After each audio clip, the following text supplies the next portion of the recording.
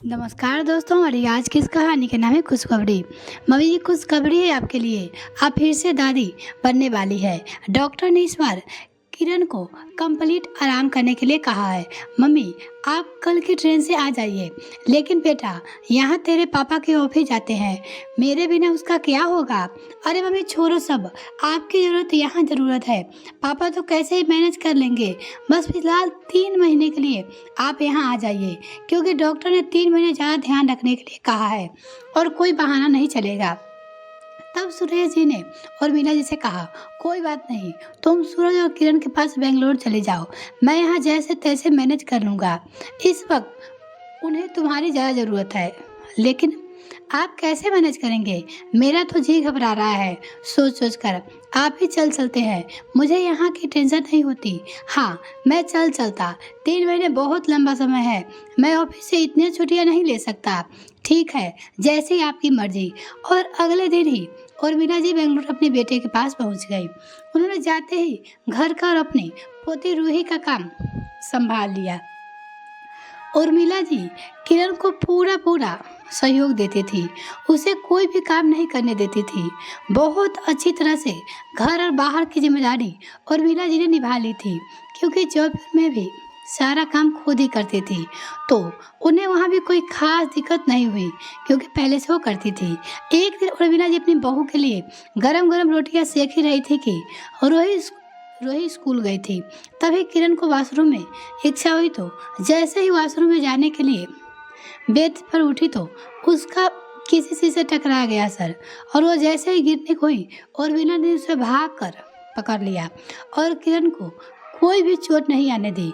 किंतु इतने में ही बेटा ऑफिस से आ गया और उसने यह देख लिया, अपनी माँ के ऊपर चिल्लाने लगा, मम्मी, आपको मैं यहाँ पे अपने आराम करने के लिए नहीं रखा है, बल्कि किरण और रोही के देखभाल के लिए लाया था। वो अपनी मम्मी से बोली, किंतु आप यहाँ दिन भर खुद आराम करती हो, मज़े से टीवी देखते हो और थोड़ा बहुत घर का काम करती हो। मुझे आपसे यह उम्मीद बिल्कुल नहीं थी। सूरज ने इतना कहते उर्मिला जी का मन बहुत दुखी हुआ। वह अपने कमरे में जाने को तो उन्होंने सोच लिया कि अब मैं यहाँ बिल्कुल नहीं रुकूंगी। बेटे की ऐसी कड़वी बोल से उन्हें बहुत आहत हुआ। उनकी आंखों में आंसू आ गए। जब उनके बेटे को ही उनकी कदर नहीं है, तो यहाँ रहने से क्या फायदा? उन्होंने क्या नहीं किया अपनी बहू के लिए। उतनी इतनी बस कि ना होते वो सारा दिन काम करती।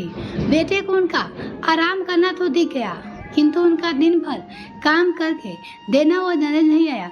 जैसे उर्मिला जी जाने को हुई, तो उनकी बहू ने उनका हाथ पकड़ लिया और बोली, नहीं माँ, आप कहीं नहीं जाएगी।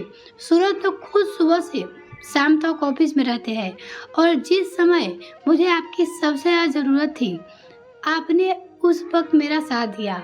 मेरी मम्मी ने तो भैया कहकर के पापा को उनकी ज़्यादा ज़रूरत है आने से मना कर दिया। आपने और पापा जी ने तो कितनी मुश्किल से अपने आप को मैनेज किया होगा, वो बोली अपनी सास से। अब यहाँ दिन भर खुशी खुशी मेरा और रूही का सारा काम देखते हो, और अगर मैं फिसल गई तो इसकी आपकी क्या गलती है? आप तो मेरे लिए ही रोटियां बना रही थी, वह तो मेरा पैर टकरा गया और मैं गिरते गिरते बच गई। और सूरज, तुम्हें अपनी माँ की सेवा नजर नहीं आई? कैसे बेटे हो तुम? तुम्हें आज अपनी माँ से ज़्यादा अपनी पत्नी प्यारी लग रही है। कभी कभी 2 पल के गुस्से से प्यार भरा रिश्ता बिखर जाता है, और तुमने आज यही किया है। किरण की बात सुनकर सूरज बहुत शर्मिंदा हुआ और अपनी माँ से माफी मांगते हुए बोला, सॉरी माँ, मैंने आधा अधूरा सच देकर उसे गलत समझ लिया। इसमें आपकी तो कहीं कोई गलती नहीं थी। और सॉरी किरण, तुम सही कह रही हो, मैं तुम्हारे प्रति कुछ ज्यादा ही संवेदनशील हो गया हो। सूरज ने अपनी माँ से माफी मांगी। मैं तुम्हारे और आने वाले बेबी को लेकर डर गया था और अपनी माँ को मैंने नजरअंदाज कर दिया। ऐसा कहकर अपनी माँ के सामने रोने लगा। तब उर्मिला जी ने कहा, कोई बात नहीं बेटा, कई बार नजरों का धोखा ऐसा ही होता है, किंतु आज मुझे अपनी बहू पे बहुत गर्व है। बहू की समझदारी से आज रिश्ता बच गया, जिसने मुझे भी शर्मिंदा होने से बचा लिया। वरना यह चाहती तो कह भी सकती थी कि मम्मी जी मेरा ध्यान नहीं रखा, किंतु इसने मुझे अपनी माँ से भी ज़्यादा अपनी माँ माना है।